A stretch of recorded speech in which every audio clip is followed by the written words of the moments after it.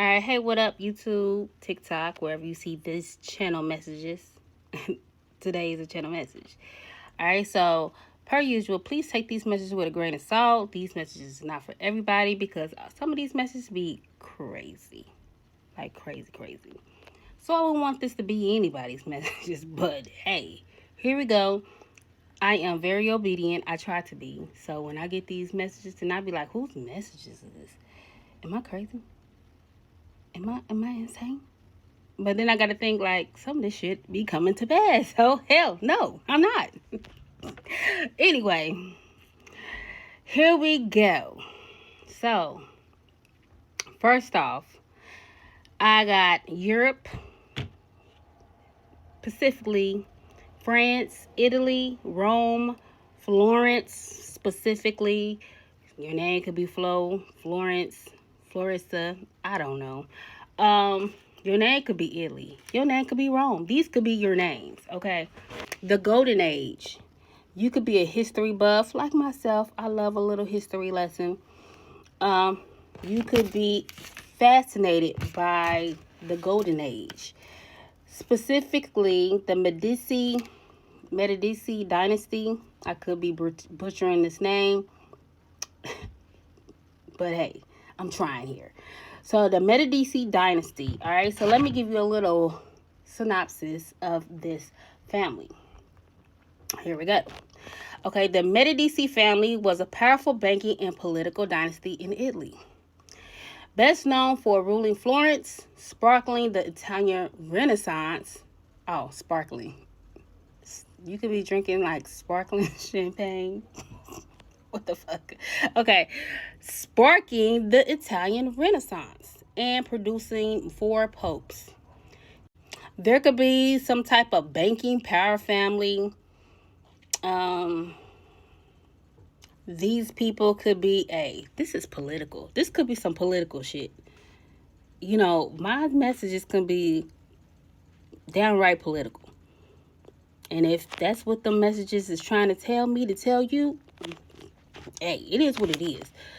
There could be like a banking dynasty family that is backing a lot of bullshit. Money talk, bullshit walk, right?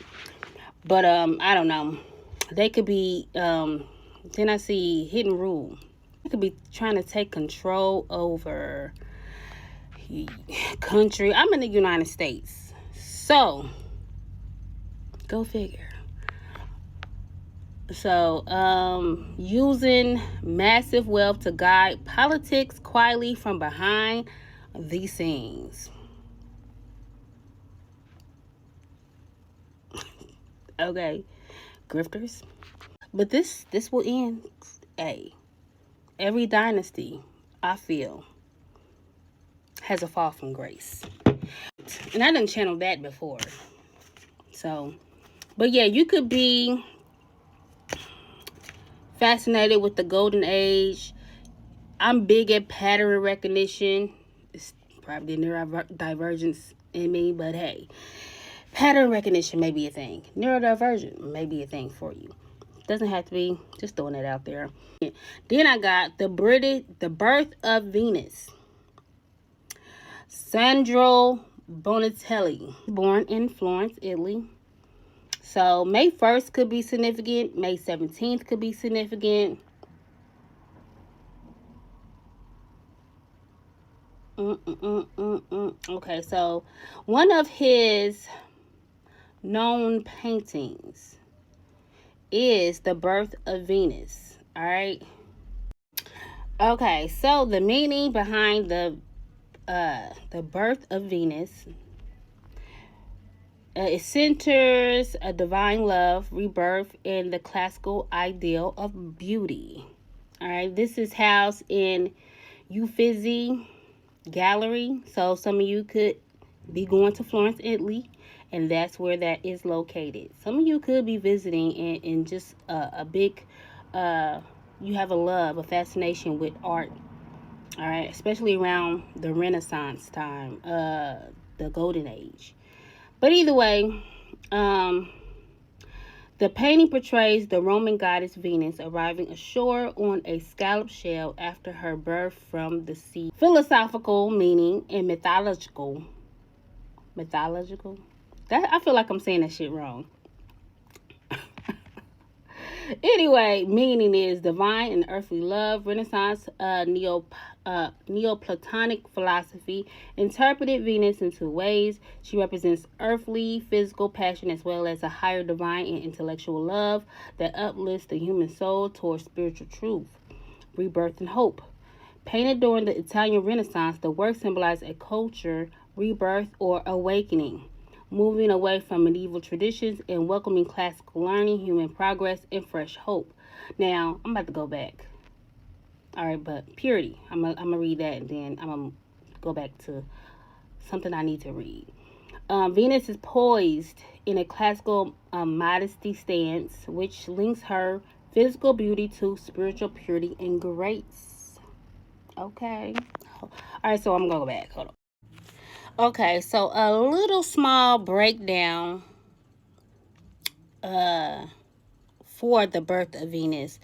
I looked at and it caught my eye, so this must be relevant to some extent.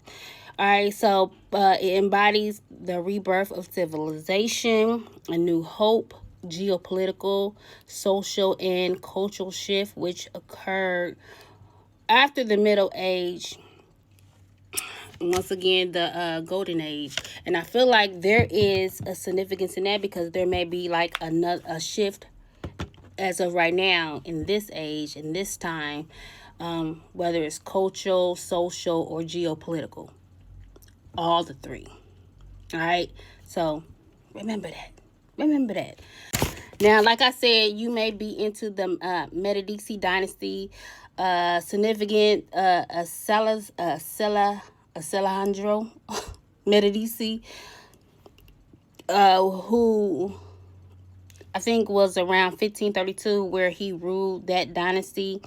He was the Duke of Florence, all right, and I want to say they call him like something like the Moor. So you could be a Moor. You could, I don't know if that's a practice or not, but that could be a significance. You probably was a Moor in a past life. I don't know. But anyway, so there could be a person that is cool with a family member, right? And this family member could have like a disdain for you underneath. You could have a hidden enemy within a family member. You could hang with this person. You could do like bullshit with this person. Some of you could be in relationships and you could have this weakness with having affairs and cheating and going to brothels and things like that. And you could do this bullshit with your bestie, your bestest cousin. It's given family member, okay? And I got Alessandro Medici, and he was poisoned by his cousin. Okay, so be mindful of what you eat and what you drink. Somebody could sleep with a friend or family member's wife's girlfriend, and somebody could have 2 kids by a mistress. Who the fuck is this? Well, that is the channel message, y'all. Bye.